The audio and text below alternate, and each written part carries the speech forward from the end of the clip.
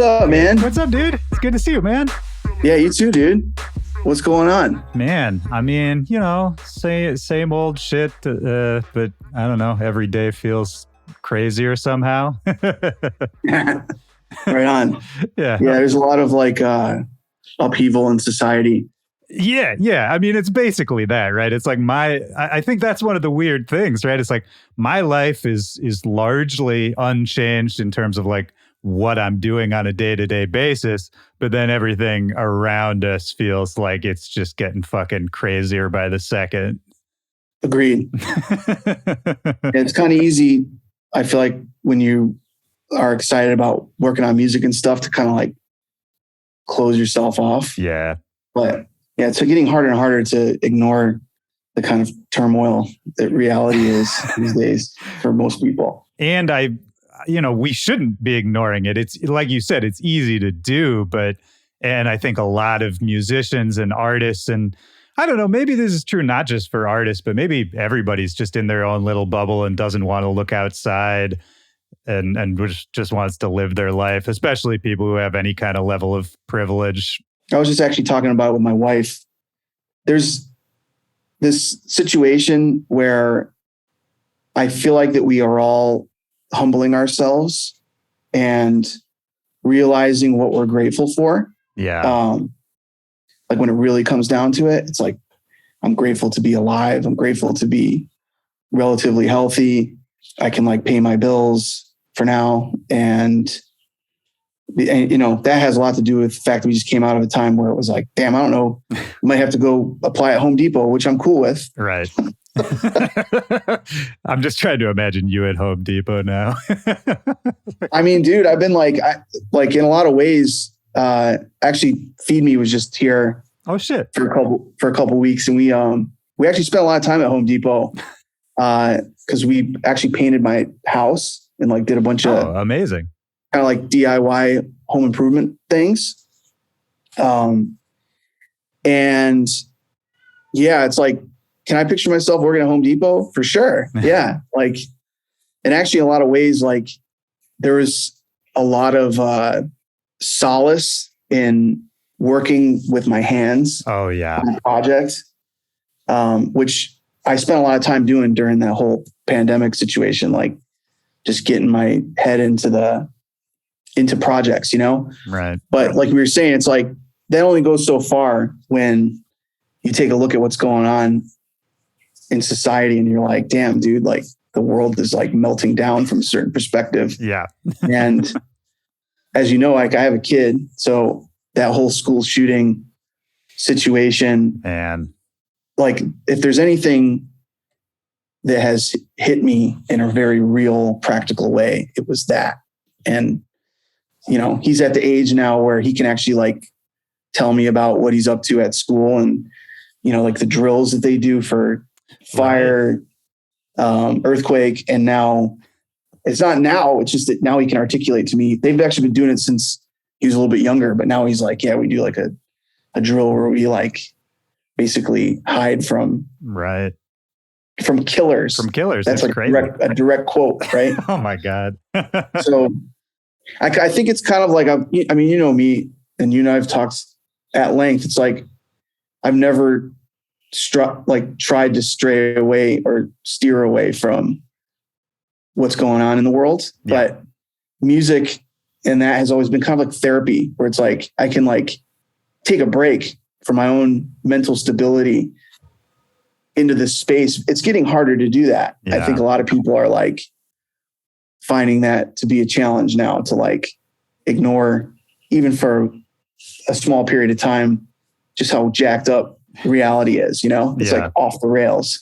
Oh yeah. 100%. That was a nervous laugh, by the way. Not that I think any of this shit's funny. No, of course. Well, because it's like, what else? I was talking to Abe, okay, about this, where it's like, it's that classic thing of like, you have to laugh sometimes because what's the alternative? It's just to like have a full breakdown, like. Yeah, it's kind of hard to find. I mean, I think that was like a thing that I get it too. Like this whole idea that like entertainment and music and stuff is like, it's like this immersive escape from reality. Yeah. And I think that is a good aspect of entertainment. And people need it. Absolutely. Yeah. But I kind of feel like that, like past a certain point, not only is it like an inevitable reality you have to accept at some point, that like the world is changing and not necessarily headed in the direction that's going to help us like continue to do all the things that we want to do. Right. Like you got to like at some point accept that. I was listening to this podcast last night, actually. Speaking of podcasts. Hey. You ever listen to The Daily? Yeah, the for sure. New York Times one? There was one, I won't get into the whole thing. I'll just get to the bottom line. Basically this idea that no matter how much we wish to change ourselves, and you can like extrapolate that and say like our circumstances, et cetera, like you'll never get out of like being you. You know what I'm saying? Yeah. No matter what, like just like you'll never escape the mortality part of being human. You'll never escape just being in this body and having this experience as a human. And I kind of feel like as much as we seek at times that immersion in something else, like whether it's like another identity as an artist or another world as a fan or an artist going into the music space, eventually you have to face reality. It like affects in a very physical way, like our lives, right? Like our environment, for example. And like, you know, certain people are directly in like conflict zones in the world with like war and other types of problems. Right. Yeah. So yeah, like you said, man, it's like when I start complaining about certain things, it's like, damn, like got to double check reality for a second here. And what am I really complaining about? And what else could I be using that energy for, you know? Yeah. So that when people say like, what's going on? It's like, man, I think we're all kind of like, it's like almost like if you've ever seen, what's it called? Neon Genesis. Oh, Evangelion. Yeah. Yeah. It's like the end where everybody kind of like comes together as like a hive mind, single consciousness. I kind of feel like in some way we're all kind of like aware of the same stuff going on, and we're all like processing it and coming to certain types of conclusions. And it's no wonder to me, like why podcasts have become so like popular. Right. It's like people have become a lot more aware of the world and are trying to make sense of it. And I think talking and, you know, I'm really interested in what people that don't agree with me are thinking about. Yeah. I mean, I think about that in terms of like the cultural stuff, especially American culture, like talking about the mass shootings and all that. I mean, I couldn't believe it's not the sheriff, but it was one of the higher ups in the police in Uvalde when they had the shooting there. I'm sure you saw this too. He said some quote about the shooter and he was like, well, we don't have a lot of details yet, but we know he was into cyber gaming and, this kind of like taking us all the way back to like the satanic panic, like 80s kind of shit. And I was like, man, like we're this connected in 2022 and we all know what's happening. And still like, this is the discourse. Like the people in power are this disconnected from why this might have happened. Yeah. My perspective on all that is actually what I was just saying about this idea that you can immerse yourself in this alternate reality where you don't actually have to really deal with the problems. It's true. And it's going to be really polarizing what I'm going to say, but guns in a lot of ways are just a pacifier to not have to deal with the very complicated problems. It's like, if everybody's got guns, that kind of solves the problem, right? Right. In certain people's minds. Yeah. People should have the right to do that. And it's like, to me, it's like putting a really, simple answer to like a very complicated problem. And the other part of that too is like religion is another space where people seem to like disconnect with reality and accountability. Oh yeah. And just say like, at the end of the day, there's a God that's going to like kind of like all this shit's happening for a reason, Yeah. And like, we shouldn't really be questioning anything other than like what's been written and, and I think people they're not even looking at the hierarchy. They're just very blindly because it makes life make a lot more sense when you can just say like, what's being told to me in a very direct way is what I need to do. And then everything's going to be fine. Well, and yeah, especially when you're young and you don't know shit yet. I mean, maybe you're impressionable, that kind of thing. Like having the answers is very appealing, right? Because like life doesn't make sense now for us as adults, but when you're a kid, it really doesn't make sense. My hat, some kid gave this to me. I like that. I like that a lot. I was DJing with in awesome. Madison. This is like, I was like, dude, I love this. Yeah, it's like very true. That's fucking cool. and yeah, I mean, we'll talk about the touring and the album and all that in a second. But just because we're on the subject, as you were saying it, I realized I don't think I ever asked you, like, are you spiritual at all? Did you have religion as a kid? Any of that? I was never like I didn't go to like any kind of like religious like school or anything like that. And I wasn't really like put in a position where I was going to be forced to be a part of any of that. Yeah. My dad, like him and I it's kind of cool. Like I had no really any interest in talking to him about religion. Now that I've gotten a bit older, I am really interested in it because I realize how much, and you know too, as we've gotten older, it's like really a lot of your identity when you become an adult has a lot to do with how you think the world should operate, you know? Yeah. You know, I mean, for the good of everybody, right? Like, I don't think anybody's out there and they believe what they believe because they want to see the world like fall apart, you know? Fucking burn. I think everyone's intentions are good, like in their mind, you know? So I am really interested in how my dad sees the world as a religious guy. And at the end of the day, his views are very nuanced, you know, like he doesn't just, I don't think you could put my dad's views in like inside like a little box, you know, he like he's an artist as well. So he's got like a lot of. Oh, is he? Yeah. He's a visual artist. I think he's kind of like a jack of all trades, probably a lot like me. Like I like visual art too. Right. I just chose music, you know, to be my thing, but I'm really interested in visual art. I always have been. I just like being creative in general. And so does he. And he's a creative thinker. But, you know, I think that at the end of the day, what it really comes down to me is what it comes down to for me is that I do believe in some kind of like higher power. I don't know what it is. Still figuring it out. I know enough to know that I probably won't ever come to a conclusion that makes me feel like I got it figured out. It is nice to believe that there is something bigger than us.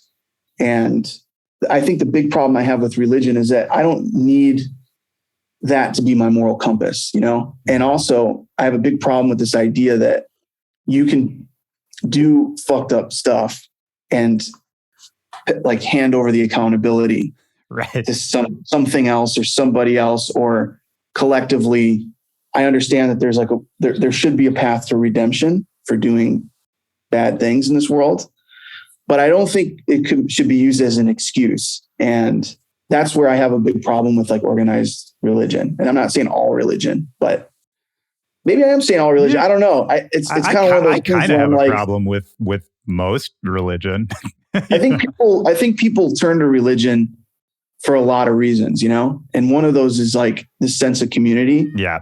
And, you know, a sense of like belongingness and help and all this kind of stuff, which is like great, you know, like, that's awesome. But I just feel like that there's like beneath it all, there's like kind of, there's some things that need to be inspected about accountability and also just like the way that rules are made in society. Like, you know, this whole thing with abortion and I understand that it's a philosophical debate, but if it gets down to this point where it's like people's rights are being taken away from them because they believe that there's life beyond what we're living in right now, and it's negatively affecting people's lives right now in society right now, it's like, man, I can't get behind that. And also, you know, a lot of like other rights that people think they have to like free speech and all that are kind of all wrapped up in this idea that, you know, there's a greater will, like a greater good. And where does that stem from? And at that point, whose beliefs are more important? I'm not saying I have all the answers, but I kind of feel like that like religion tends to muck that up because people just, there's like a wall where it's like any reasoning can't go beyond this certain point because it's just about faith and something that we can't prove. Well, that's the thing, right? Like, I think that's the issue. You're saying I don't have all the answers. I think my biggest issue with religion, most major religions, is that they claim to have all the answers to a certain extent, right? Like, there's this fairly rigid, and I'm not saying this is true about every single religious person. Obviously, there's a whole gradient, a whole range of people in any religion, but that's kind of the big issue. Is it's like, oh no, there is an answer. This is the answer. This is the one answer. And where it's just like all those questions you have is a lot of weight that you can hand over, right, to God. Yeah, exactly. It's too easy, man. It's like a cop out in a certain way.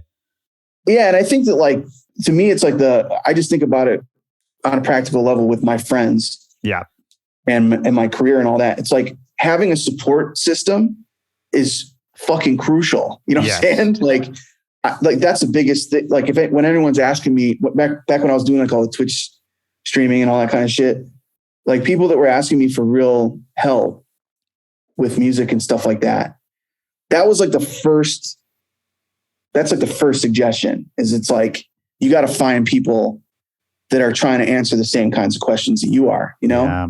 And as a group, you start figuring things out, you keep each other going. When one guy's down, another person's up, everyone's helping each other get through all this. Right. And ideally, the idealistic view of religion, all that, is like, that's what it's all about, Yeah. But it's finding a family, finding a community, finding a support system, and 100%. And I think for a lot of people, it is that. Like, I'm not trying to shit on all religion. It probably sounds like I am. But yeah, it's just, I think stuff like that, any kind of group, like we don't even have to take it to religion, but any kind of major group, collecting point of people can be...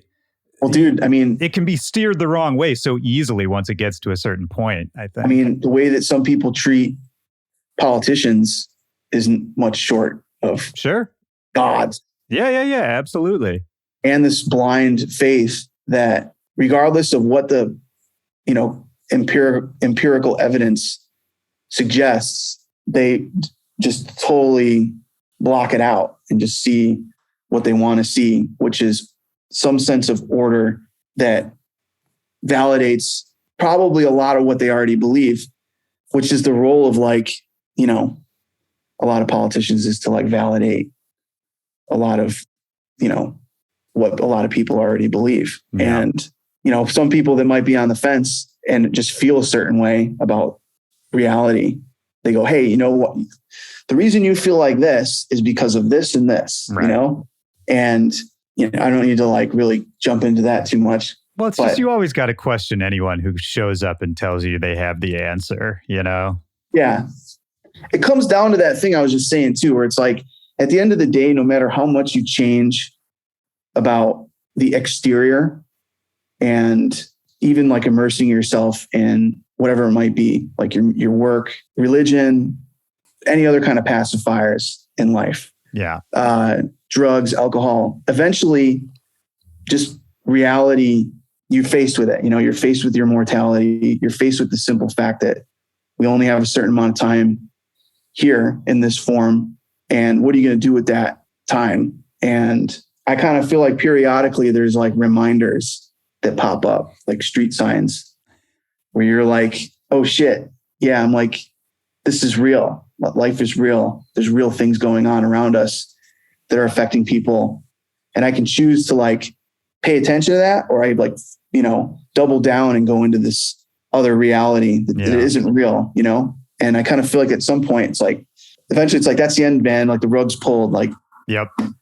There is a collective reality that we're all a part of. And regardless of what you believe, it governs our lives. Like, for example, that shooting, it doesn't matter what you believe. You believe in God. Well, there you go. God willed this to happen. Right. Why do you think that is? Right.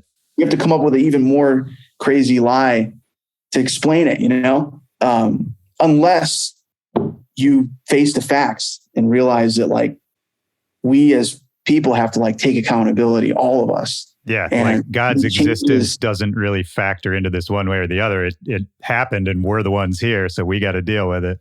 Yeah. Whoever you believe in, or even if, if you believe in whatever crystals, you're going to that's somehow going to change. Like reality's going to pop onto a different rail where guns aren't a problem. Right. It's not working. Yeah. You know what I mean? Yeah. None of it's working. It's getting worse, you know? So, I mean, at what point do people start? Like one of the things I think would be interesting, because for reasons that I totally understand, we don't really get to know that much about each family that like gets affected by the gun violence, right? Yeah. But I wonder, like, for example, there's got to be some people that had some kind of tragedy like that happen to their family that at one point believed that, you know, the way that we're all handling guns and all that is totally fine. Right? And we're like totally behind it. I wonder if that would change their perspective, you know? That's like I want to see a daily about that, you know? Like I want to see like a podcast breakdown or a series about that, because without getting too personal about it, I just know some people that have had pretty heavy religious influence in their life. Yeah. And their life kind of started going in this direction where it was like, wait a minute, like it kind of feels like considering all the things I know about how reality works, like why is my life turning out the way that it is? Right. You know? And little by little, it's like, oh yeah, maybe there is like, maybe some of this stuff isn't true, you know? Yeah. And maybe I do need to start like sitting in the driver's seat of my own life and start making decisions that like operate in this, in whatever reality is. It's this triangulation of, I figure out what reality is by doing this, by talking to people, different people. Like I know that the version of life that I live in, worried about, you know, the things I'm worried about is totally different for somebody that is operating under different circumstances, you know? And there's a whole multitude of what those circumstances could be. Yeah, man. I mean, I'm trying to connect this to your album because I was listening to the album, which is called Embrace. And, you know, your Discord is Embrace the Insanity. And I feel like so much of what we're talking about kind of applies to that concept of, you know, just like being like, no, we're here right now. Life is short.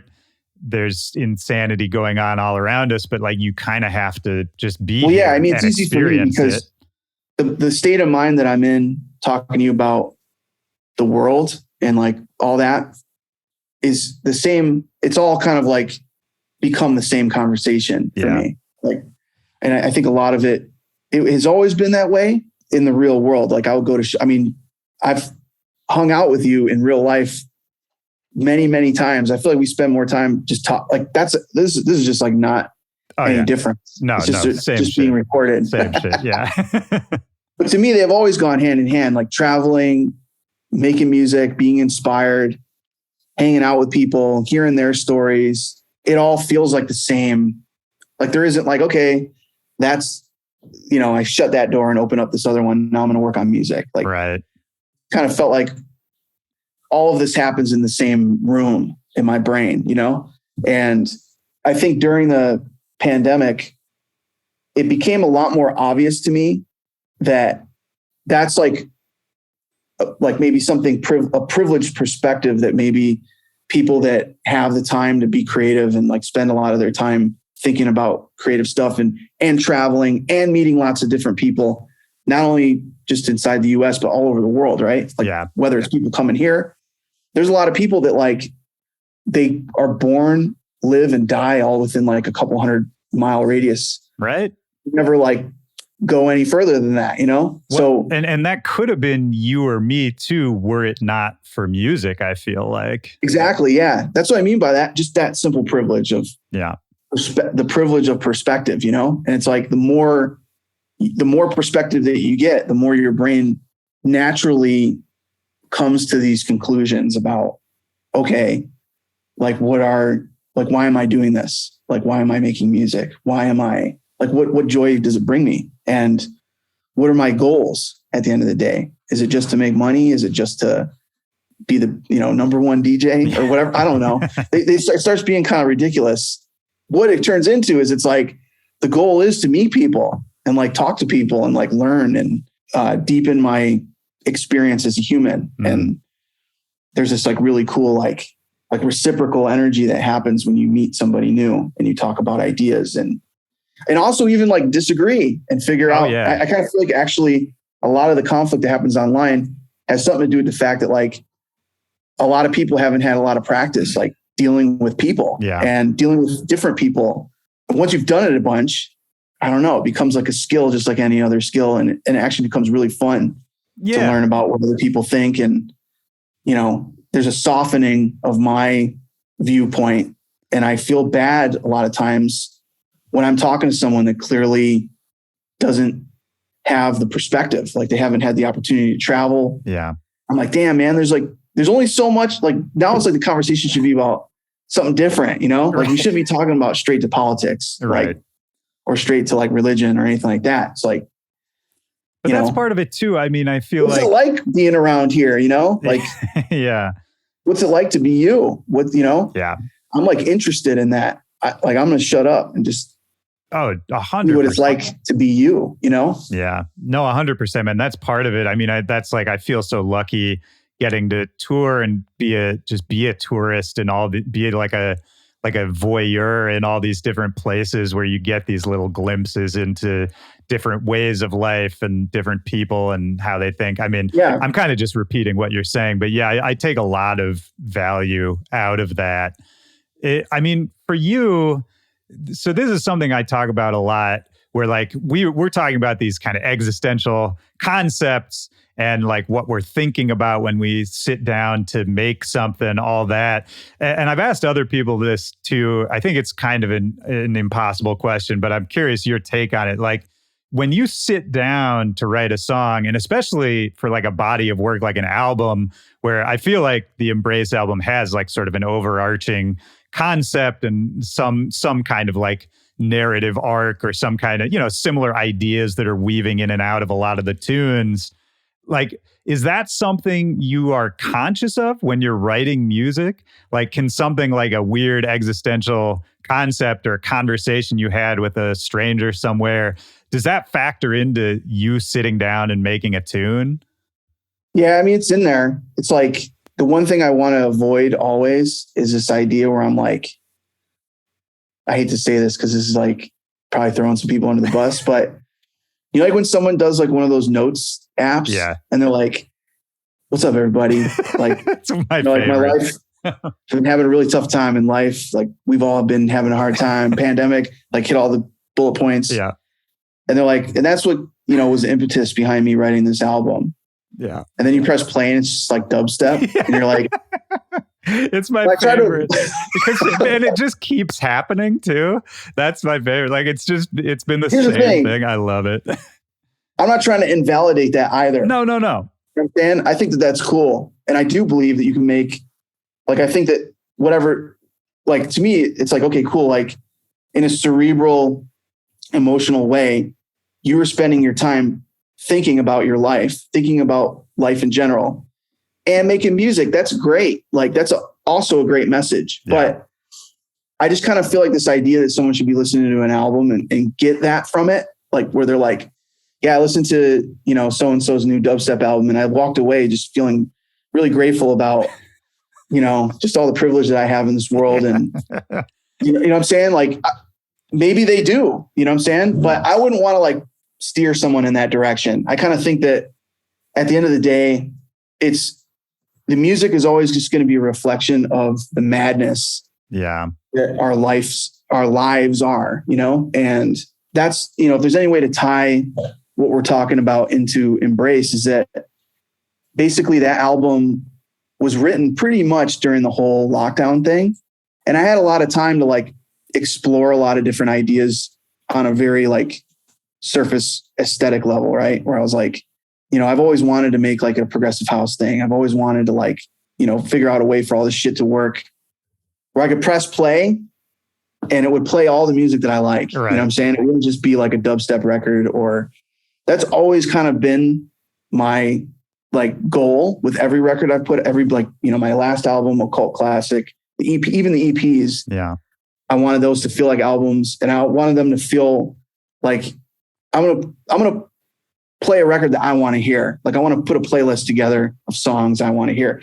And it's never going to be just dubstep. That's never going to be like, I don't want to hear a fucking, no offense to anybody out there. I don't want to hear an hour of dubstep. I don't want to hear 30 minutes of dubstep. Right. I want to hear, and if it is, it's like going outside the lines, you know, there'll be like some real bangers on there, but it's like, I want to go a lot of different places, and all my favorite records are like that. Like you can call, you know, Nine Inch Nails like a rock album, but that's not true. You know, it's like, I don't know what it is. It's like industrial dance, ambient at some points, ambient. Like, like progressive rock. Like it's all of it's all the things that his brain just kind of like, not only him, but his collaborators, same thing with Embrace. Me and collaborators is like putting our brains together, and, you know, and even with the vocalists and stuff, it was like, I know a lot of people, they work this way where they write an idea down and then they send it out to artists, and everyone kind of like takes a shot at making a hit. You know what I'm saying? Yeah. Or vice versa. Like they just like, you know, flip through a bunch of demos and go, oh, that one's cool. I'll like turn that into a song, like produce this idea or whatever. But for me, the way I've always worked is it's like, here's like we got to start somewhere, right? Yeah. But let's like get in there and both get our hands in the clay, right. And like, you know, you mess around with it and then let me, you know, oh, I got an idea. Like, let's both get our hands in there. And then whatever ends up at the end feels like us, you know? And I kind of feel like that's like, it was a great time to do that with Embrace. It felt like in more ways than just the music, psychologically, that was happening too with the streaming and the Discord stuff. Yeah. Like I was like, man, I can't make sense of this shit either. You know what I'm saying? Like I'm having like not like a midlife crisis, but a crisis. Yeah, like, just a regular crisis. Just a crisis in general. Yeah. Like my job just got like part of my identity. I guess that is a midlife crisis. I mean, sure. Yeah. Like my identity got like pulled right out. And the weird thing for me is I was just like, yo, I've never really felt like that was ever going to get like challenged that hard. Right. You know? Like I was like, no matter what, it doesn't matter. I'm always going to make music.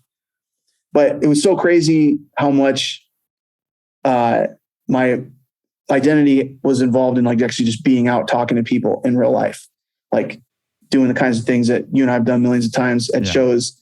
And every show I go to, someone's there to like, you know, that asks like the magic question that like opens up the 2-hour long back and forth about ultimately where we're at now. We're just talking about like, why do we do what we do? Like, how does it inspire us to make art and keep doing what we, you know, keep on the path to figure out what it is all this is about, life in general. Yeah. And, you know, so anyway, here we are. And now I'm like back out on tour again. Yeah. How's that? It's good. It's like now there's a new level of gratitude. I've always been grateful, but it's like there's I make a point now in the show actually. I'm just like, yo, I just want y'all to know that like, this means a lot to me to be here. And I'm like really grateful y'all came out. It's like, that should be said. Yeah. You know, no, that's good, man. That's real good.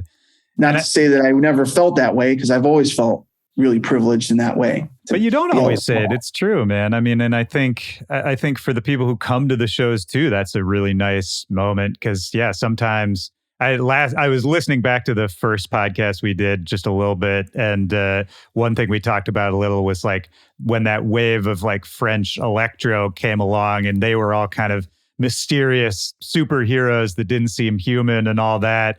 And I mean that's a cool way to experience the show too. But I think for the people who come to those to our show, your show, my show, any show, it's like it's really nice to make an actual connection that way. Yeah. And to have the person talk directly to you. For sure, man. That's another thing too. Like a big change that I didn't do before is like now I am trying to connect with, like set it up to where fans are like, and I hate to call them fans. It's like, cause I'm a fan too. Yeah. I mean it in the best way, like fans of the music. Like we're all fans. Yeah. We're all meeting up like in a more personal way at the show. And that's been really cool. Like every show we've been like, you know, not just like when the show's over, like come down and talk to people. That's always been a thing, but like ahead of time trying to get together, because I made a tweet about it just the other day. they actually got a lot more reception than I thought. I knew it would get some reception because one of the things I've been doing at the show is for this one track I wrote off the album is called Turn on the Lights. Yeah. And actually I wrote it with my boy, Trent Monroe, who's from Rochester, my hometown. My cousin, Nick, he's my cousin. So yeah. I've known him for a long time. Spencer Ludwig, who's actually the horn player for Capital Cities, Safe and Sound, you know that track? Oh, really? Yeah. Oh, okay. Interesting. Yeah, he's on the song. Yeah, I wrote down, I have a little note about that track. I wanted to ask who was playing trumpet on that. That's him. Yeah, it's Spencer. And then there's actually some other people on the record too that are like in the liner notes, some of which are on the album and other places. But it felt like a family affair, right? Like a house party where you see all your friends, you know? Yeah. So during the set, there's a part, it's like the third breakdown when it like kind of the finale of the song. I like take the filter and turn it down. And there's a certain point where it occurred to me, I always say like, yo, if you came out tonight with a great friend of yours, you know, make some noise, you know? Yeah. And then something occurred to me in the moment where I was like, I bet you there's a lot of people that came out here without a friend, you know what I'm saying? Just like, by themselves. They came out here alone, you know? And it was from doing meetups. And I realized that like, these people were like super excited to like make friends because they came there by themselves. Right. You know? So more and more I was like, you got to get it. I have to get it in my head. I'm showing up a lot of these gigs by myself too, by the way. Like I've always kind of traveled solo unless I have to. I went solo to a show less than 2 weeks ago. It's great. Yeah. Well, I'm not only just buying tickets to shows, but as an artist, like a performer. Oh, like, sure. Of course. Yeah. You're alone all the time. Well, also I kind of feel like it's a lot more like par for the course now that artists travel with like a tour manager and like a VJ and a photographer. Yeah. At least one other person, you know? Yeah. Most people travel like with a tour manager or photographer or something like that. But for most of my career and still to this day, it's just me. Like, yeah, I've always been the same. I feel that. I came up in an era too, where it was like, that just wasn't in the budget. You know what I'm saying? Like, yeah.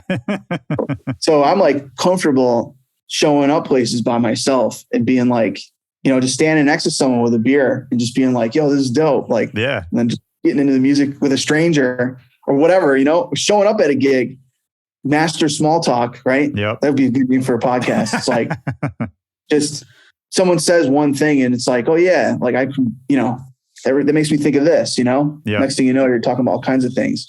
And I think that like, that's been part of the spirit of this tour, has just been like this idea of like, we're coming here, maybe not as a crew, like we're coming here as individuals and having this moment together.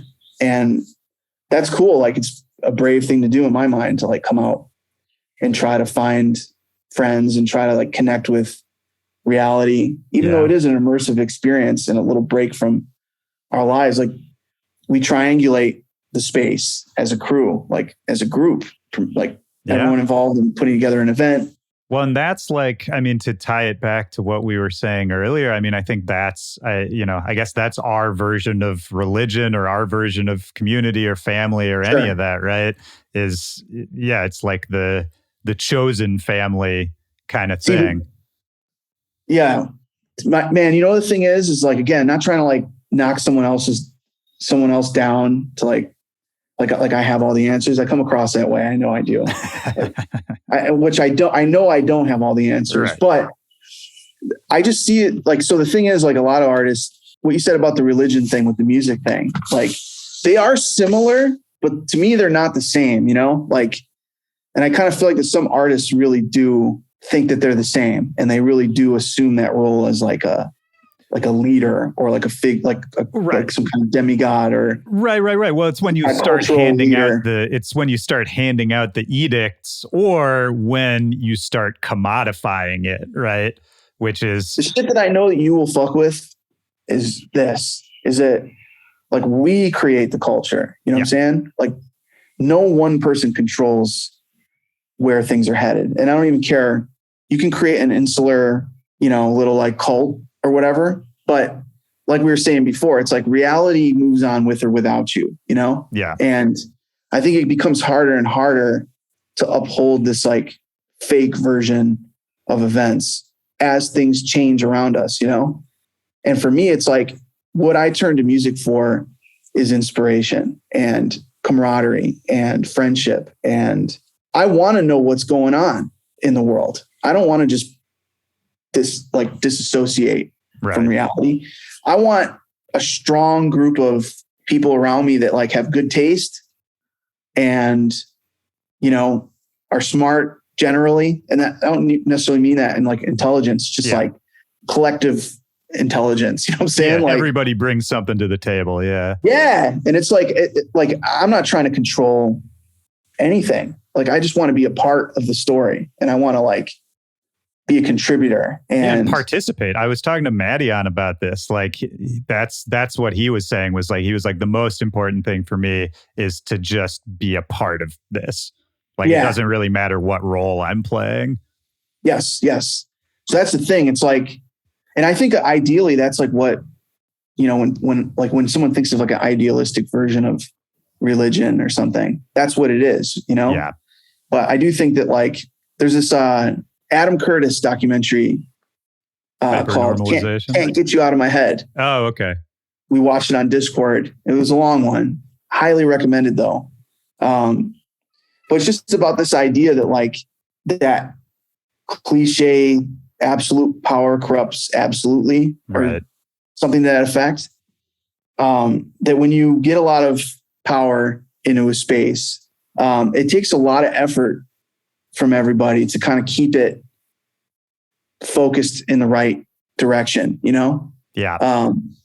And it's the same thing in music. Like the scene is all about everybody. It's not about a person. It's not about anything like that. It's like about kind of like bringing up, for me, it was like being in Rochester is about bringing up the city in general. It was like, kind of, it's like this, like we can't have shows unless everybody shows up. Right. So it's got to feel good for everybody to show up, like it shouldn't be this thing where it's like a competition or, someone's trying to like control the narrative. It's like a fun thing for us all to do. And if there is any kind of competition, it's friendly. It's like we're trying to get better as a group. And again, bringing all that stuff into the Discord, that was like, to me, there was nothing different about trying to control the, not control, that's the wrong word, but try to keep things on the rail. Yeah. On the rails, like the discourse on the rails. Right. It's like, man, this isn't about who's right and who's wrong. It's about collectively like sharing information and, sharing music and learning. And it kind of feels like as long as we're doing that, things tend to kind of move in a positive direction, Yeah, absolutely, man. I know exactly what you mean. I mean, I think some people, like when we talk about the scene, quote unquote, I think some people sort of misinterpret what we mean by that, because it's not, the scene is not going to a major festival, it's much more of a community-based thing. It's all the stuff that happens when you're not at the major festival, Yeah. I mean, but to be fair, it's like the times that we came up in were very different in some ways, I mean, in terms of size, like, oh yeah. And prestige and attention even. I mean, because it wasn't really like, for me at least, like it wasn't like you could like have a career really. Oh no. Like that was like the blessing and the curse. One reason why it was so fun and exciting was because fucking nobody was paying attention. So you could do anything, That's another thing, man. Like that, like, I'm not trying to like try not to be like the kind of person that's like, you know what you need to do? Yeah. To like a young person coming up. It's like, let me tell you, I wish I knew this when I was your age. Like, I'm not trying to be that guy, but just this idea that like, we live in a time where it feels like success is like all, I'm sure you've had this conversation with everybody a million times on the podcast, but it's like your idea of success is just like being able to pay your bills. And even that simple, like humble request, I would like to be able to do this and pay my bills and like have a studio and then I'll be happy. I don't need to be like rich and famous. Yeah. Blah, blah, blah, blah, blah. my idea of success when I started out was even more humble than that. It was just like we were saying, it was like, I just want to be, when people talk about the scene, I want them to also talk about me. Like, I want them to know that I'm a part of it. Dude, that's it. That's literally absolute. There is no money to be made. You just encapsulated the only goal I still had. Like, that's always the only goal I have, I want to be a part of, like when everyone looks around and like, damn, we're doing this. I'm like, yeah, like I want to be able to say we're doing this and I'm one of the we're, Yeah, That's exactly. it. Exactly. When I talk about we're, I'm one of the we're.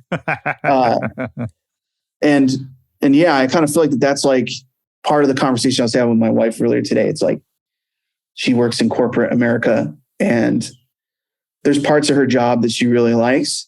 And then there's parts that she doesn't, like the bottom line, right? Like, yeah, that number when it comes to sales has to be certain size. Yeah. Otherwise you're doing a bad job and everything else doesn't matter.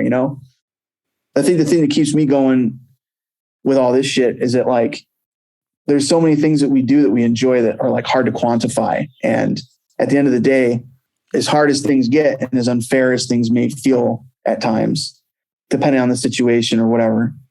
Well, for one, I'm always aware to check I think that was one of the first things we talked about, like checking my privilege. Yeah. But I genuinely like making music, and I genuinely like working with people that also like to get creative and stuff. I like talking to people. I like interacting with people. So that somehow takes the edge off of just, feeling like sometimes it's like, man, it doesn't really matter what I do. Like, yeah, I don't know that I have control over my success level in the traditional sense, like I can we all have those times where it feels like you're like going through like, just the valley of doom, Oh yeah. But I'm like, I am going through the valley of doom, but I'm like, I kind of enjoy the journey. And if it just so happens that I never make it out of the valley of doom, that's what it is, like, for sure. But if you decide to stop while you're in the valley of doom, then that's it. There's no more potential there, right? I think the worst thing is if I was in the valley of doom alone, It's like, I'm happy because that's what I'm saying. It's like, I don't mind being in the down points when I got people around me. And like, because you always find yourself, you may fall, a certain space. Actually, one guy I know that you and I both love is Brills, Sammy. Oh yeah, absolutely. He just went on like a really like interesting rant on his Instagram that I love, because it's a talk that I've had with him like a million times, because we've all been through this, like we call like the hero's journey, Right. And every great story has ups and downs, and actually you can kind of anticipate when you're at a high point in your life, it's like you only go in one direction, Right. But it's now that I've been through it a bunch, it's like, I don't know how long the cycle is moving forward. That's what keeps my interest in life in general. I don't know how all this is going to turn out, but I'm like ready to go through those times, because there's a lot to learn and there's new friends to be made and the new experiences to be had. The one none of us anticipated was like the whole pandemic thing. And now who knows what's next, Right. It's like, there's a lot going on and it may get worse before it gets better. And we know that when it gets better, it might not stay that way for very long, Yeah. And so it's just, again, embrace the insanity. Embrace it, man. I mean, I think, and there's a certain confidence too in knowing that, even if like you're in the valley of doom, I'm going to use that phrase all the time now. Yeah. But like, even if you're there and even if shit's not going good, there's still a certain confidence that like you're good at your trade at this point, right? Like to a certain, I think of you and some of the people you work with and people we all know. It's like craftsmen, there's like a certain trade aspect to that I think, at least for me, like, and I think about the way I make music too. Like there's certain things where I'm like, well, no, I know I'm good at this. Even if I can't figure out the rest of the shit and everything else goes bad, like that's at least internally something that can kind of keep you grounded a little bit. Yeah. I think it's also like when you're good at something, like, especially if you're working with people that you respect, it's like you have the confidence, also like the trust and belief in in the people you've, kind of gathered around you. Yeah. Say like what I was thinking of when you were just talking is like what I was saying earlier with feed me, painting the house. Right. It's like, yeah, I mean, I know I'm good at a lot of things, but do I know how to paint a fucking stucco house? I don't. So, I was really happy to like kind of be John's assistant, and kind of like learn what I need to do and just learn and be helpful. You know what I'm saying? Yeah, no, learning like it's one of those sort of like cliche statements that's actually true, is like the value of learning, like the process of learning is its own reward in a way. Well, that's the thing, like what we were talking about before with like just the privilege of like perspective, like having the opportunity to meet a lot of different people, be in a lot of different situations. It allows you to take your ego and go like, not now. Right. Now is like when you need to learn. And that's what's going to get you where you want to go. Right. Not only you, but everyone around you too. And I kind of feel like that is really valuable with discourse around the ideas that we're talking about in the beginning of this conversation, like guns and, how should we handle all the big issues, the big picture issues. But it's like, if at the end of the day, you're like so rigid that you can't like, turn it over to someone else that has more experience in said space, right? And just at least listen to them. Yep. I mean, that means you stop problem, growing, right? Yeah. That means you stop growing. I feel like it's easier to do if you find yourself in a lot of positions where you've had to do that and it turned out great, right? Or you're like painting a house, right? It's like if you like were hanging out with somebody and you didn't know how to paint a house and you're like, okay, this person knows how to do it. Yeah. You learn and then all of a sudden you're like, oh shit. I mean, I kind of get that like bolsters your level of like belief that like maybe you don't know everything and someone else knows a little bit more than you do and you can like work together to finish something. Yeah. I mean, I almost get stoked when somebody tells me I'm doing something wrong, or when somebody tells me like they know the answer to a question, which I guess is contradicting what I said earlier when I said don't trust anyone who tells you they have the answers. But it's even so, like I get a little stoked when somebody tells me I'm doing something wrong, because either way, regardless of what they say next, either I'll learn how to do something better or I'll get a better idea of like who I'm talking to, Man, I have to like so many of my buddies, again, I'm not going to name any names, but once you get to be around my age, like people start crystallizing their viewpoints on things. And I'm talking about music here too, mostly. Yeah, for sure. And I've had to like my guy, another guy I think that you like too is Willy. Adam. Oh, of course, he's great. Yeah, my guy. Like he's one of my favorite people to talk to because he's like 10 years younger than me. And he's from a generation that operates slightly different than the generation that I'm from, Yeah. But he's also like a little bit older than some of his contemporaries. So he's like, to me, he's kind of like a mediator. Right. With like the philosophical approach to being an artist in this time. And it's enabled me to like, kind of like take a little bit of my ego out of the equation, because as much as I think that it's like, I know the right way to do things. And I know where, like, if you do what this person's doing, I know where that's headed, and it's not nowhere good, Yeah. But he's, I think, pretty good at saying like, well, I mean, I think that you like it. There's actually a possibility that you're both right. Like this can be right and that can be right. And, I think when it comes down to it, as much as like him and I don't see eye to eye and everything, I kind of feel like somehow the cumulative perspective that the two of us have, again, with the triangulation, is kind of what reality is, Yeah, 100%, man. So I find myself like learning a lot of shit as a result, still sticking to my guns on certain things. But I think overall, I'm a lot more, I hate to use the word competitive, but I'm staying competitive because of that. Yeah. Otherwise, I'd be in a very rigid mindset. It forces you to evolve a little bit, forces you to be uncomfortable a little bit, which is always a good thing. be one of those artists where it's like, which is fine, where it's like, you're so rigid, but even a broken clock is right twice a day or whatever. Yeah. So you kind of like validate your perspective, because even if if you just stay productive and don't change, eventually it'll come back around. Yeah. Yeah. It'll come. Yeah. Whatever the trends are will kind of like align with what you're doing, which is totally fine, but that's right. I want to be a part, like I said, I want to be a part of the culture. Yeah. I want to be part of the conversation.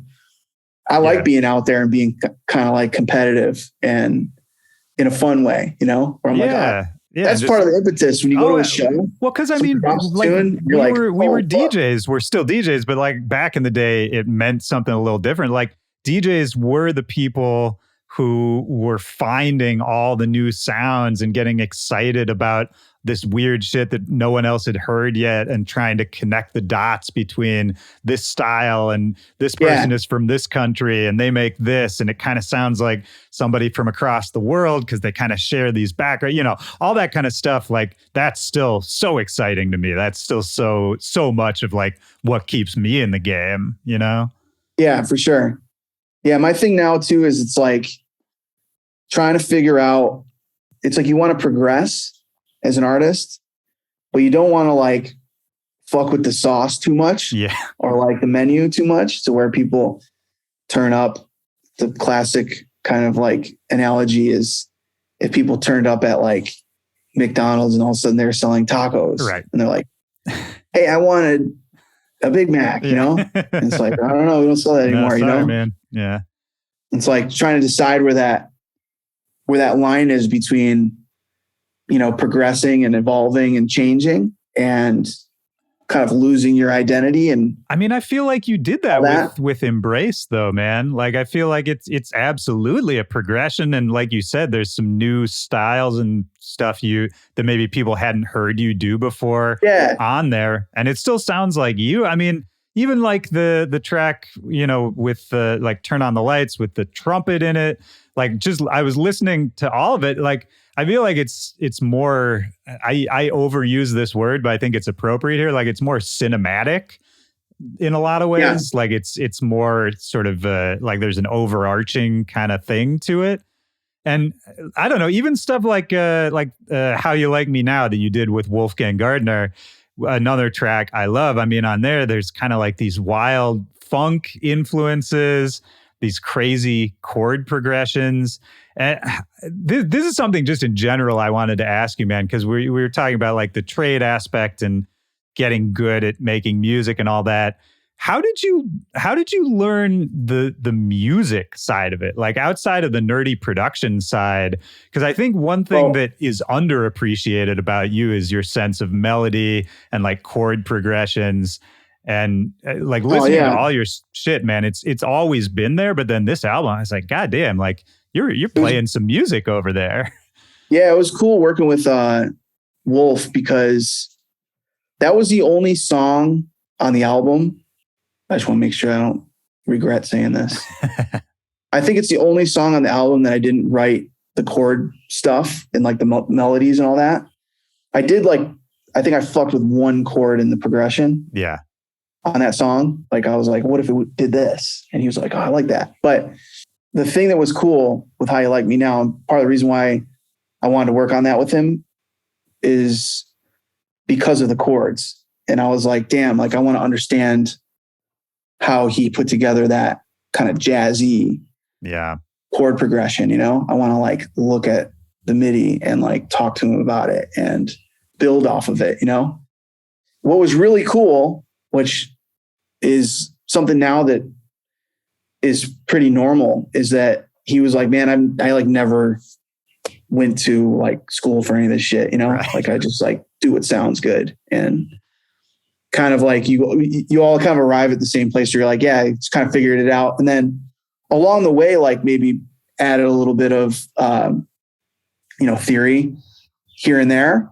But I mean, is that something you studied at any point? Theory stuff? No, for me, it's always just been like, when I hear a song that I like, it's trying to figure out how it works, like start reverse engineering how it goes together. And over time, it becomes part of your sensibility, you know? So you just, certain things feel good either when you're like banging stuff out on a keyboard or even just writing stuff now in piano roll, which I think at times, especially earlier in my career, I was like, oh, this is like phony music writing. But sign of the times, like now it's just normal. Like this is just another way to be creative. And working with somebody like Trivecta, for example, who I don't know if you had him on the show yet. I have, yeah. Absolutely. Okay, great. Yeah, I talked to him. Yeah, he's great. Another like a part of the silver lining of a terrible time during the whole lockdown was become better friends with Sam. But he is a very theory guy. Yeah. Like, so it's really fun and interesting to show him music because not that he suggests things, but I just like how he gets excited and tells you why it's exciting and interesting what you've done, you know? Right. Or yeah, I mean, I get a pretty good radar with him when I kind of see like a pretty stoic reaction, you know? Yeah. You like, know all right, this isn't for someone that doesn't know theory. I didn't do something that weird to make him get excited, you know? Because I feel like that's like someone like him gets excited about this idea that it's like, y'all don't know the rules and you don't like subscribe to the same version of, you know, reality in my mind of how to write. So when you guys do weird shit, it's actually really interesting to him, you know? Isn't that funny, man? We spend, whatever it is, we spend so much time trying to learn the rules of whatever we're doing, how it all works. And then once you know them, kind of the only thing that really gets you going anymore is when you see somebody else break them. Yeah, well, people do things instinctively. I think once you start understanding like the science, right? Yeah. It's like some of the instinctual things that we do to find solutions to problems are like genius sometimes, you know? Yeah. And then you knowing the science, you go, this wasn't a part of the science, but now it is. Yeah. You know? Yeah. No, you're right. You got to know the baseline first. Yeah. Yeah. Like even with sound design and stuff, which is something that like I see now that like school, like if you go to like EDM school, like they teach things that like are things that like we figured out doing the wrong thing, right? All of a sudden that becomes kind of canon material. It's like part of somebody's like agenda for the year, you know, which is interesting. So now it really is like, I mean, it's gotten to the point now where it's almost redundant to talk about doing it wrong. Yeah. Everybody knows that like doing it wrong is right. Yeah. So now it's like, okay, how can you like push that even further? Now we're talking about AI and we're talking about all these other like frontiers of where logic kind of the way that we think about being a musician, the way that we think about creating things, whether it's right or wrong, are now in this other space where it's like, am I the user? Right. Like, am I the one that, you know, bought the software that's making the music? Did I orchestrate the music? Is the AI the artist? It's crazy. I've been seeing that with visuals too. I think a lot of people you and I know. Journey in that. Yeah, all of that. Like and Fano, who you and I both know, is working on some of those crazy machine learning visuals projects. Yeah, another triangulation of reality. You know, it's like I was in an Uber. I actually was tweeting about this as well, but I was in an Uber. Guy picked me up. He had CDs in the front. So he's like selling CDs out of his Uber, which I thought was great. That's great. Well, I was talking to him, and he's like, "Yeah, you know." I told him I was a musician too. He's like, "What do you do?" I was like, "I'm a DJ." He was an older guy. He was probably like maybe in his late 60s or something, based on the music he was making, which is kind of like progressive rock stuff. I kind of like pieced it together, like his age bracket, but He's like, "Oh yeah, my son's like, he like dabbled with DJing, but I told him he's wasting his time, you know?" And I was like, "Damn, this guy's like fucking talking shit." Yeah.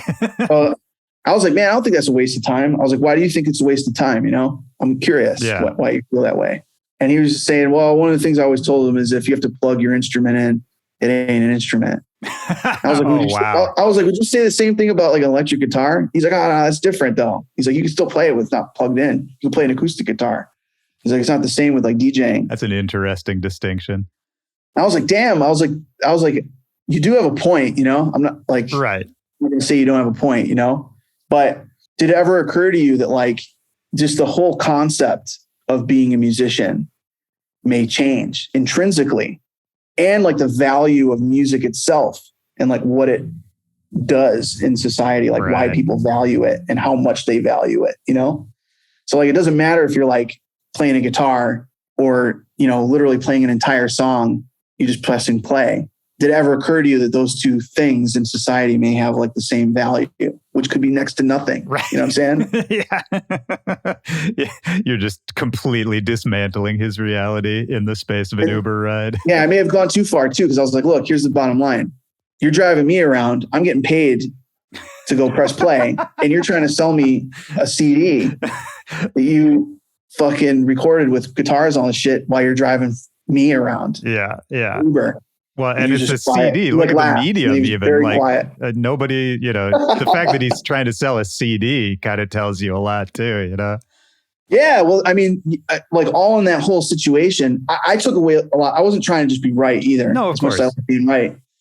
To me, that's like, I was like, you know, aside from just the point that I'm trying to make, I really enjoy these kinds of conversations because it challenges you to think outside the box of a lot of things that we take for granted about being an artist, you know, and the value of it. One of the things I always said to myself was, okay, cool. I like achieved some goal I had in the studio, right? Where I was like, oh, fuck, I finally figured out how to get my drums to like hit this certain way. Or like, I finally could figure out how to make like a talking Skrillex bass line. That was like, I remember just like obsessively trying to figure that out, you know? Then I finally figured it out. And then you go, and everyone goes like, so what? Right. You know, like why the fuck should anybody care? Yeah. And especially now, it's not that uncommon for someone to know how to do any of that shit. It's like a lot easier. Yeah. The resources are out there. Yeah. It's just there for you to use it as a texture, just like a paint color, you know, in your palette. So it makes you redefine your whole concept around like, so what am I doing in the studio? What am I trying to do really at the end of the day? It's fine to have those goals. It's great to have those goals to, you know, I want to learn how to make these sounds myself, you know, figure out how to do that. But that doesn't mean that someone's going to pay you at the end. And it doesn't mean you get to go stand on a stage. Totally different thing.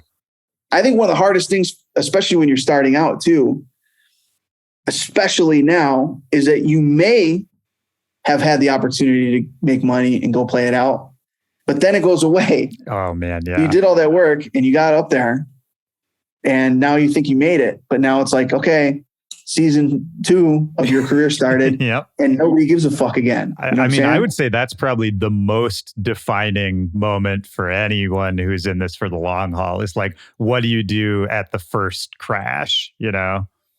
That's what I was saying with like LS Dream. Yeah. His like, his Instagram post is great. And I think it's like, that's like advanced, like the stuff he's talking about there to me is like advanced life lessons that unfortunately everybody's got to like learn. Everyone's got to get the fucking shit kicked out of them. Yeah. 100%. A couple of times before you're like understanding this whole idea of the arc, like the hero's journey of. For some reason, man, that's like the only way we can learn. I've said this a bunch of times, but I feel like the only way I ever really learned anything in life was by fucking it up really bad the first time. And then that was sort of the only way I figured out how to do it the right way. No matter how many times somebody told me something, any of that, like I can hear it, I can understand it, but to actually learn it and internalize it, you kind of got to mess it up the first time. Yeah, I think it's some of it too is it's like, I guess for me, it's like understanding that even though I've been through a lot and like, hopefully there's a lot more to come, that each time there is that like pendulum swing back and forth or whatever you want to call it, the up and down side of the parabola. Yeah. It's going to be different and it's going to feel different. One time the fall might be shorter. Another time might be longer. And like we said before, it's like there may be a valley of doom that like it actually it doesn't go up at the end before you're done. Right. It's just it ends while you're in, like even if you continue to go. Yeah. It's just you're in the valley of doom. Yeah. and it becomes life. And there's a way to enjoy that. Absolutely. I guess is the point. Yeah. That's like not necessarily a dark thought, Yeah. I don't think I also don't think that like any of this stuff is about kind of like accepting like any of this stuff as like, it's not about settling. Like, I don't think like, cause that's just the way that we organize reality is by thinking about things of like, well, I made this much money. So at this point in my life, I was doing better. Right. And now I made this much money. So I'm doing worse. And, I had more opportunities at this point in my life. So I was doing better. And like, I don't have so many now. So my life sucks, Yeah. It's like, we have a way of like organizing reality that way. But the fact is that we're always in the moment.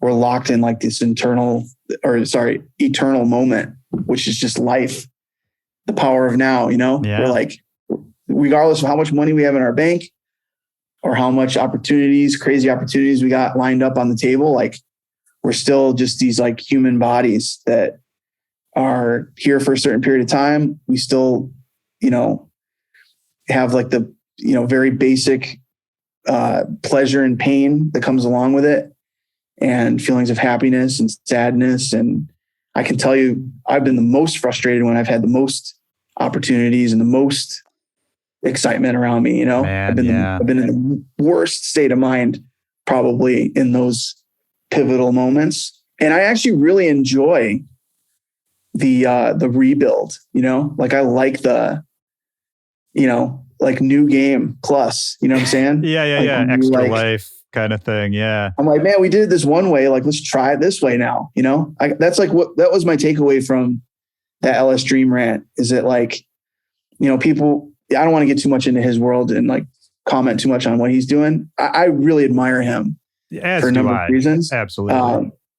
But I like, cause he was basically, doing the same thing I've had to do at certain points where you get people that think they understand why you do the things that you do, but they're not you. They haven't been through the things that you've been through.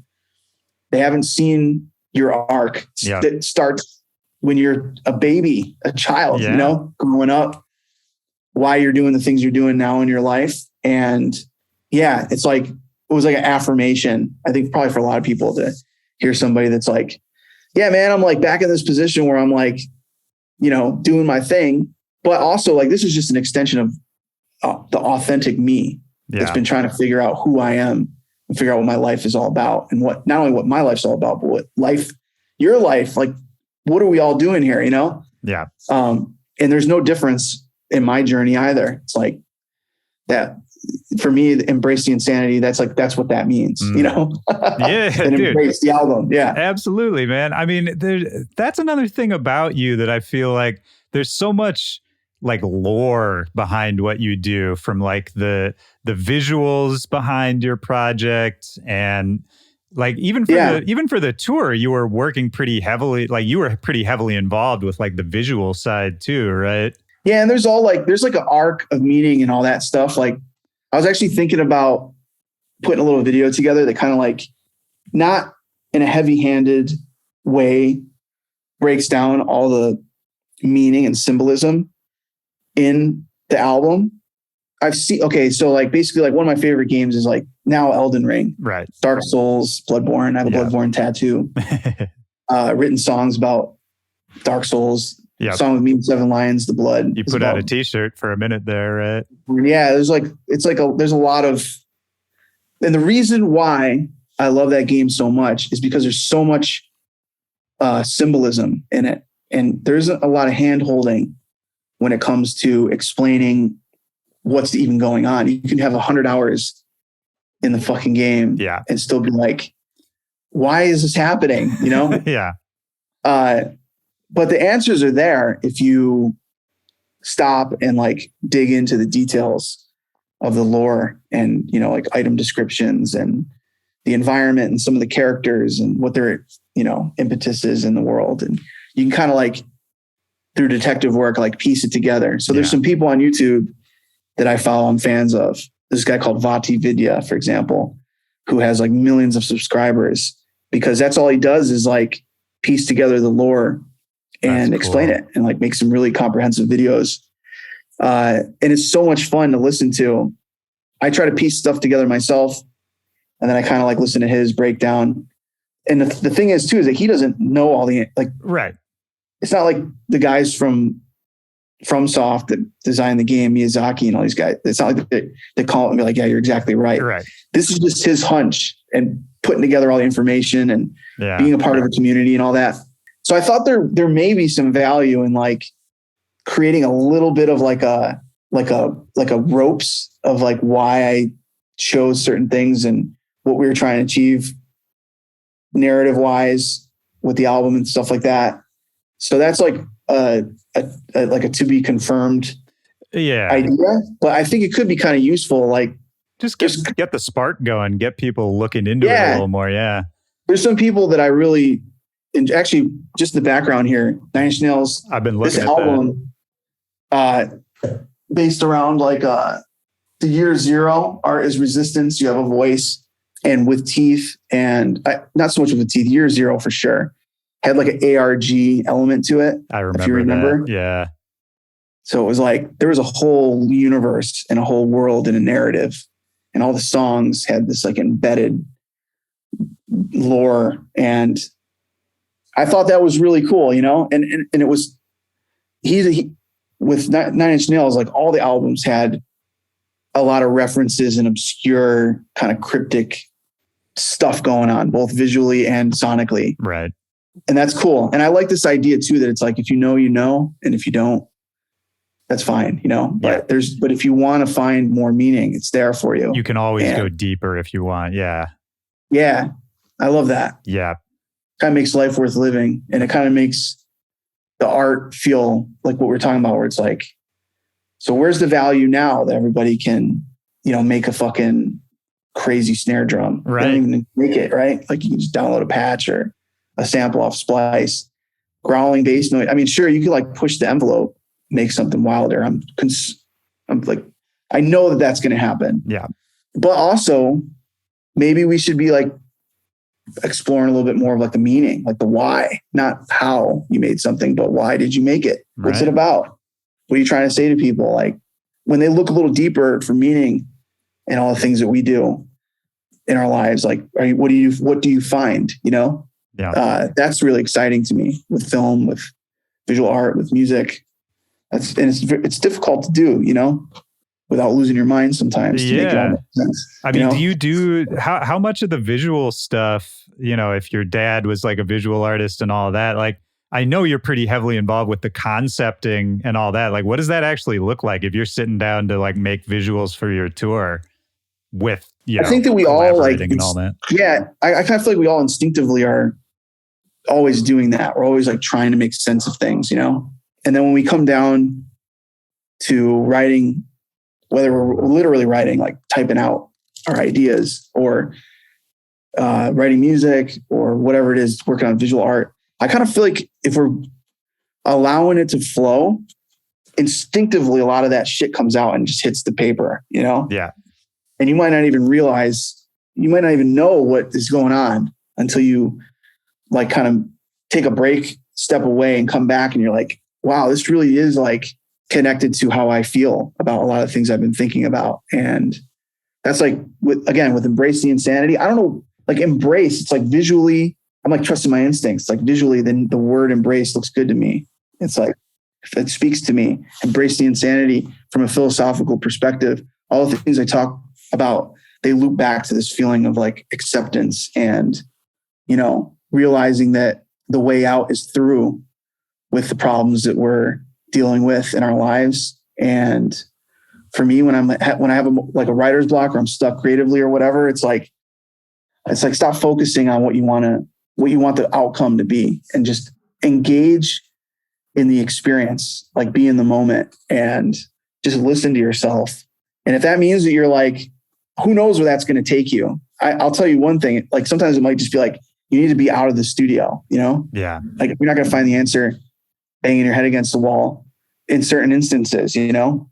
I am definitely the kind of guy that's like, I show up every day. I show up in some way for a chunk of time and work on KTN stuff, you know? Yeah, something. But I kind of feel like that all the lore stuff and the visual elements and all that stuff. It's like you get guided with your general sensibility and your taste to certain artists. You get together, you have similar conversations to this, maybe not as long, but, and everyone kind of starts like tuning their dial to the same station. And all of a sudden, like things start to like crystallize into a form. And everyone looks at it and they're like, wow, this is like taking shape. This is like turning into a thing. And like now, like this, if you look at the logo for the album Embrace, it looks like the model that we created with Linguini Studio that did the stop motion animation. Right. It looks like the monster, and there's this journey through this like dark jungle. There's more to the story, by the way, that's about to roll out. I got another piece of the project coming out very soon. Hell yeah. So it's actually going to be called, it's a remix LP for Embrace. So it's going to be called Embrace Reanimated. And there's like another half of the story, but ultimately it encompasses all the things we've been talking about, where it's like the Valley of Doom, for example, this idea of what is the purpose of continuing on with the craft if at the end of the day, it's like, maybe we just don't get to the finish line. You know, maybe we just end up dead in this dark place. And that can be an analogy for any place that any of us are at in our lives, you know?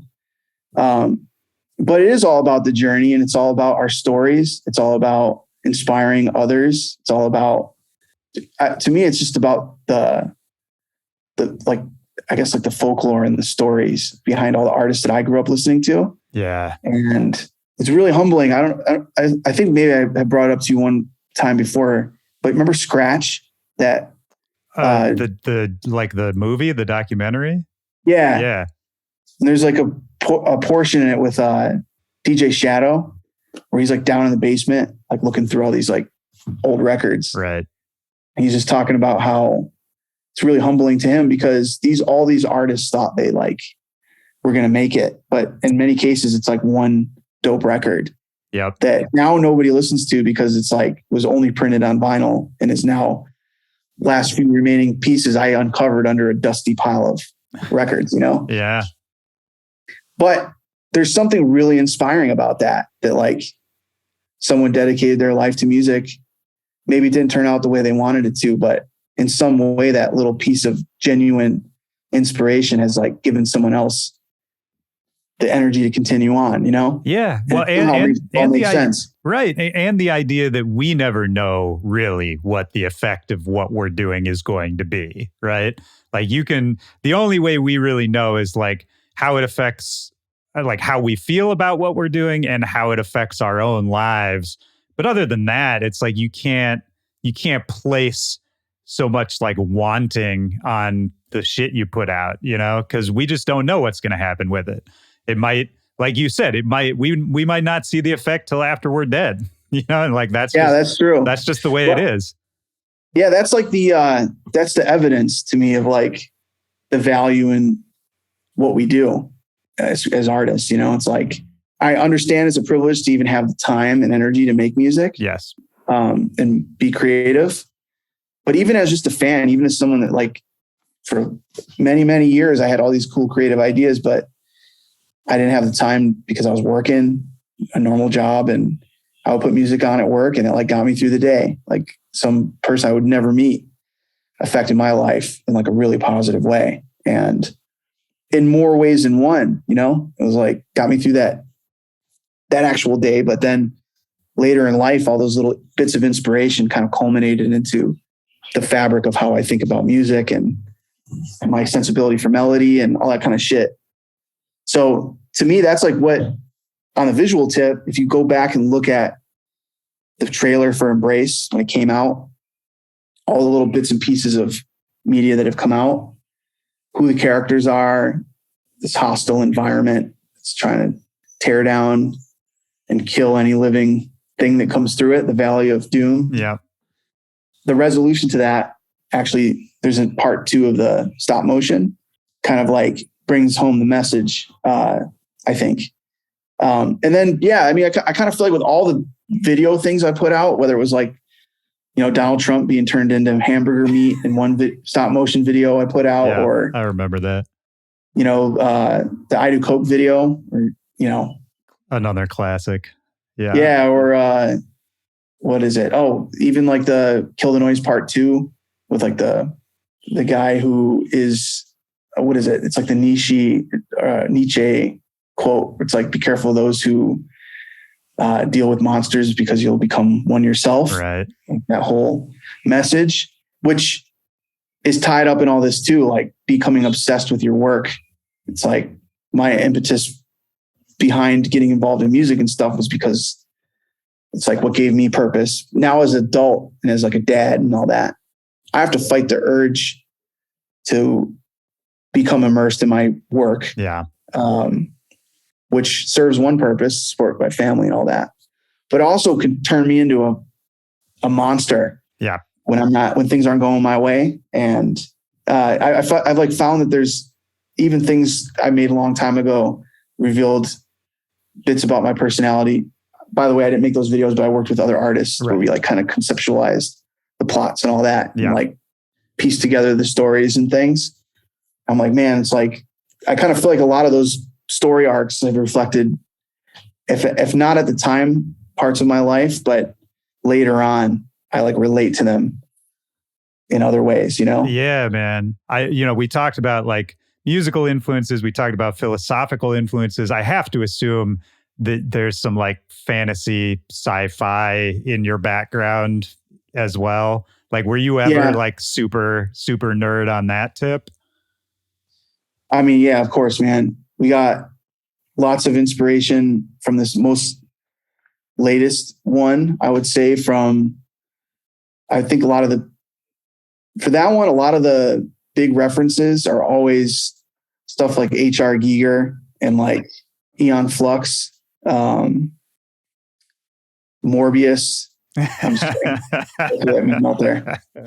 Yeah, man. I mean, I'm always going to be most inspired by all the like video games and animation stuff that came out in the 80s and 90s. That to me is like, now they're bringing back Berserk. That's like a big inspiration to me. I'm glad Berserk is carrying on the manga.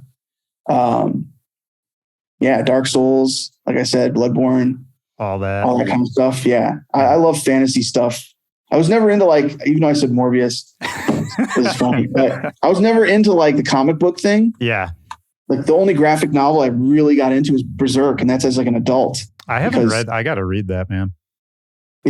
And I found out about it because I got obsessed, and I'm still obsessed with like Dark Souls and Bloodborne, which is very heavily inspired by Berserk. So I do recommend it. It's like, it's pretty dark though. Like speaking of Valley of Doom, it's like I'm pretty down for that. Wait, whatever happened to the fucking? Weren't we all supposed to play D&D? Like you and me and Lee and Grizz? What happened to that?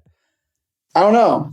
I don't know either. I was down. Yeah, I'm still down. I should text everybody. I don't know what happened for a minute there, because just thinking about like nerdy shit and lore and all that, I was like, wait, we were all supposed to be nerdy together for a minute. Yeah, I kind of feel like it's like people, especially during that period of time, it's like people had a little bit more time than normal. True. And you get really idealistic about, we can do this. Start a D&D campaign with a bunch of homies. That'll be fun. And then I mean, we'll see. We'll see if that ever happens, but that would be really fun. All right. Before we get out of here, Ben, I have one last question for the end. But before that, you're on tour. You've got a new album. People should get the album. They should see the tour. They should buy the merch, all that shit. Is there anything else you want to get out there before we wrap it up? I mean, the tour is really important to me. I'm on tour for the next month and a half, I think.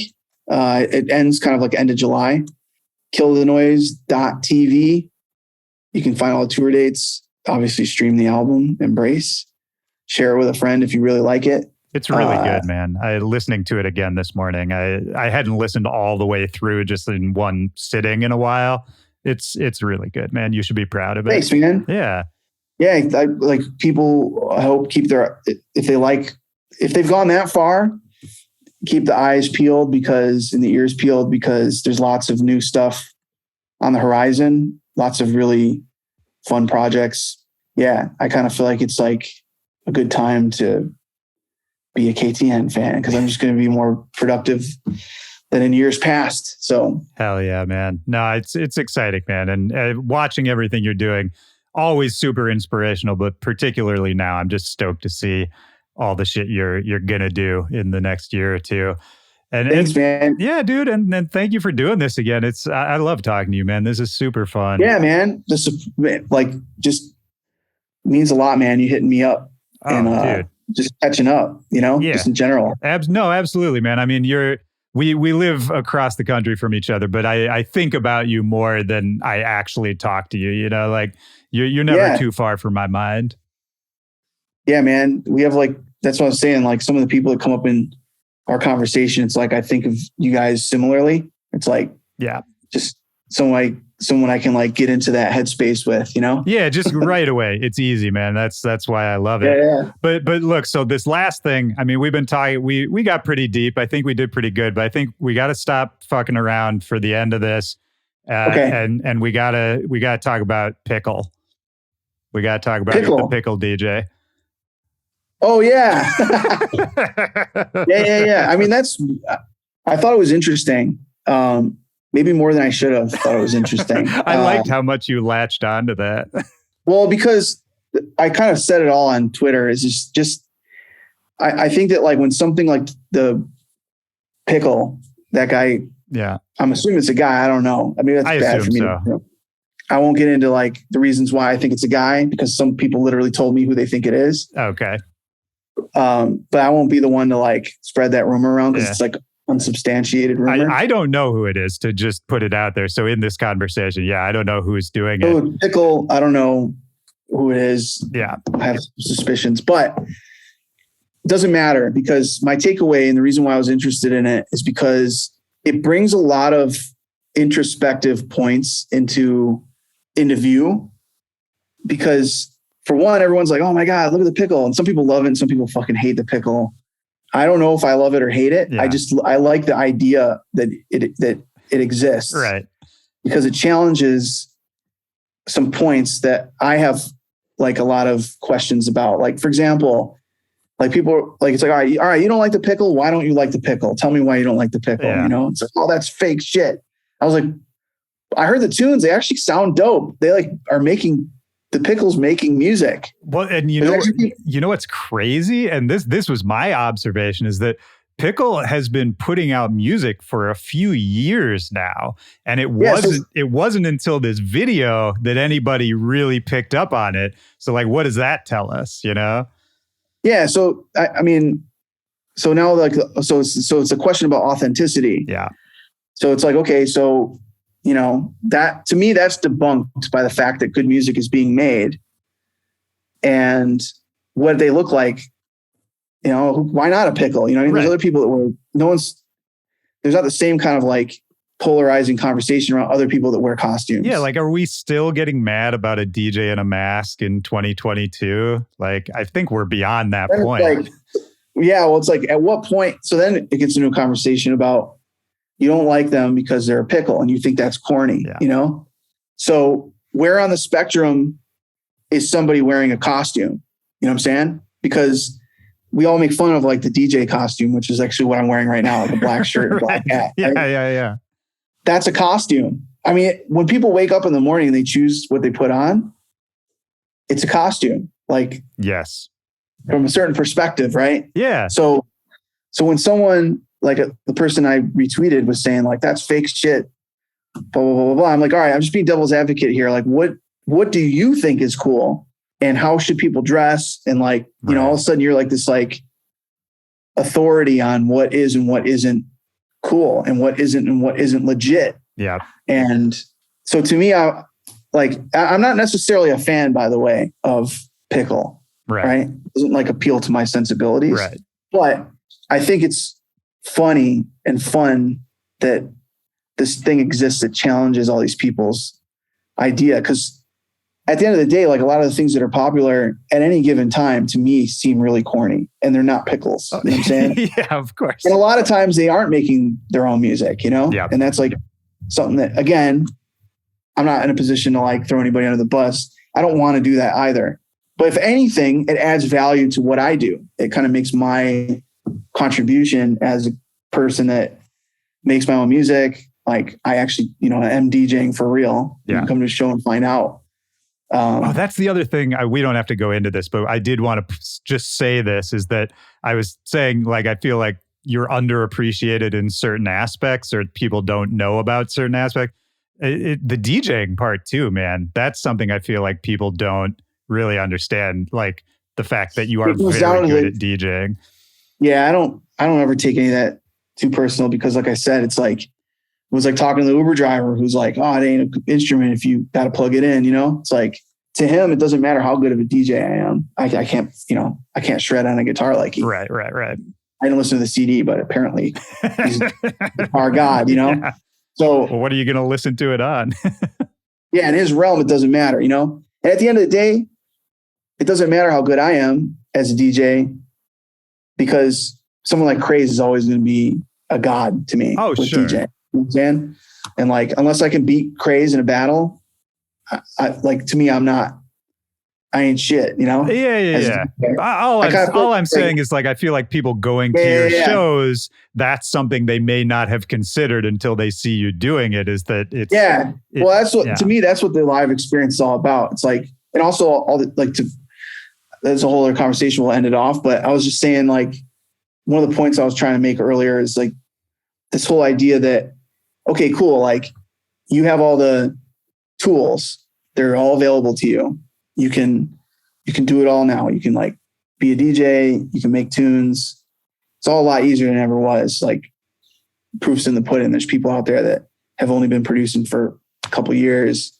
They're out there playing big shows with their own tunes, What makes you different? Like, so when people turn up, everyone will give most things a shot, If you got a little bit of hype and buzz, people come check you out, even if it's only like 50 people, But what are you going to show them that they haven't seen before?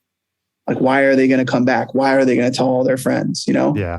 And so to me, it's like, it is that recipe of like, skills. If you are really passionate about image and the visual side of your brand, but then, it's like, there's certain people, I think they're dope because they just turn up. Yep. And they look like they just like got off of work at fucking, wherever, Home Depot, like I was saying. Right. They just start fucking shit up and you're like, damn, like that's some real shit, Like I'm a fan because this guy's like a, or whoever this person is like a working class hero, Right. Like, well, they exist in the exact same realm as Pickle, right? Like that's kind of, for me, what the fun of it is like, we're all in the same room. Like, I think to bring it back to that, like Pickle shows up and it's the most absurd, ridiculous, just funny, weird thing.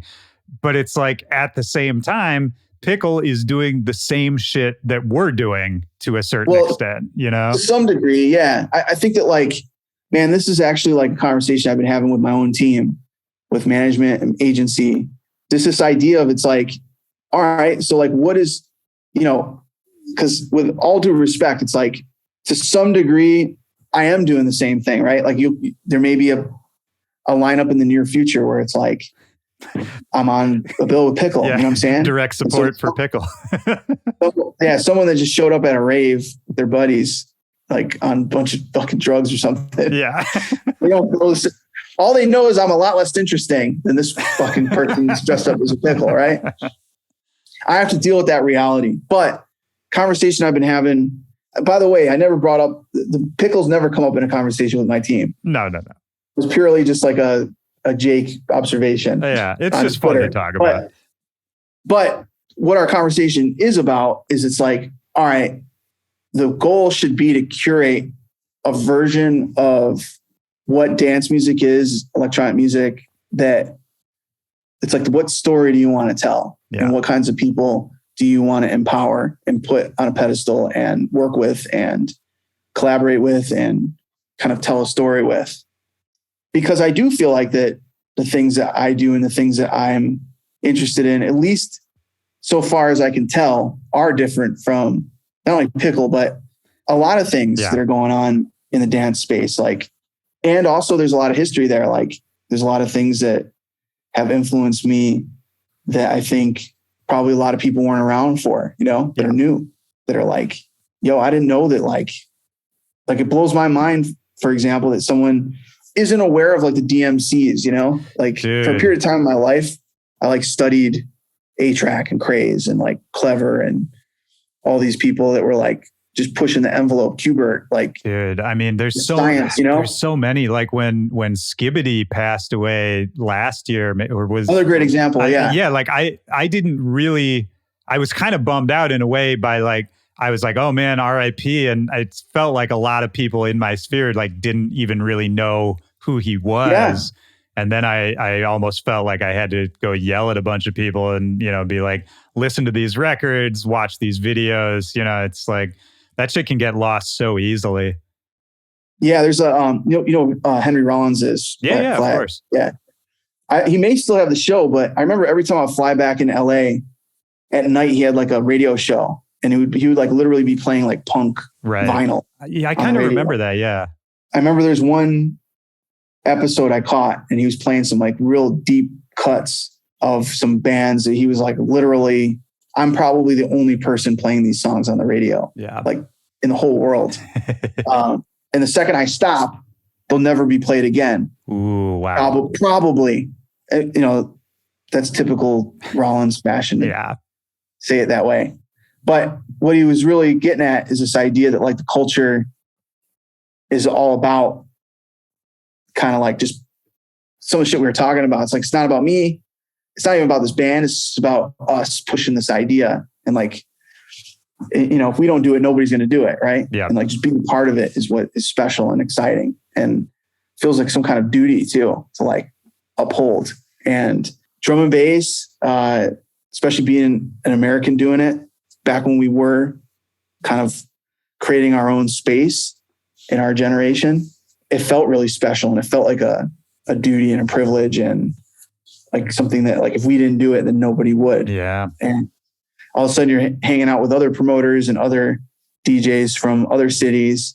And immediately you like relate to some of those ideas, I'm not saying that it doesn't exist now. It most certainly does. There's lots of like micro genres and all that. But I kind of think that like people get it mixed up sometimes and think that like the natural progression of that is that it becomes like a big stage at like EDC or something. Right. Like that's like, we're like building towards that. It doesn't need to be that way, like it can be this niche, really cool space that is underground, and that's why it's cool, Yeah. Well, anytime you start thinking that the end goal is money related or commodified, if the end goal is like commodifying what you're doing, I think that's always kind of a negative mindset to be in. Yeah, it makes you feel like that the things you're doing aren't valuable when they're not generating tons of plays or money or whatever hype, et cetera. Well, and like if you stay true and you're doing it for I guess what I'm going to call the right reasons, like the culture of it and the community of it, oftentimes the money will follow that. And if like the real energy is there and people can connect to it, it might just naturally grow. But if the money is the goal at the start, I feel like that's always a recipe to just fucking be miserable. I guess at the potential for me to be a bit of a hypocrite, I have faith that you're right about that. At the very least, if you're doing things for the right reasons and you're really putting honest time in with people that are trying to like triangulate reality, like trying things, realizing it doesn't work, trying something different. Yeah. Not at the sake of the integrity of the idea that you're trying to push. I do think that you will bring enough attention around what you're doing from people that fuck with the idea that you can at least support yourself, And what does that mean? You're going to have to probably at times make sacrifices, in order to continue to do that. But there's people even outside of music that like, I got a lot of respect for that are doing that in their respective. Yeah. Whatever it is, man. Yeah. Yeah. Anyway. Yeah. It's probably a good place to end it, Yeah, I think so, man. I think that kind of ties in a lot of what we were talking about the whole time. Well, it's fucking great to catch up, man. This was great. Yeah, man. Always a pleasure. And yeah, I look forward to the next time, man. Whenever that will be. Hell yeah. All right, Well, brother. I'll talk to you soon, dude. Yeah, we'll hang. man. It's great to talk to you, dude. Thank you for doing this. Yeah, man.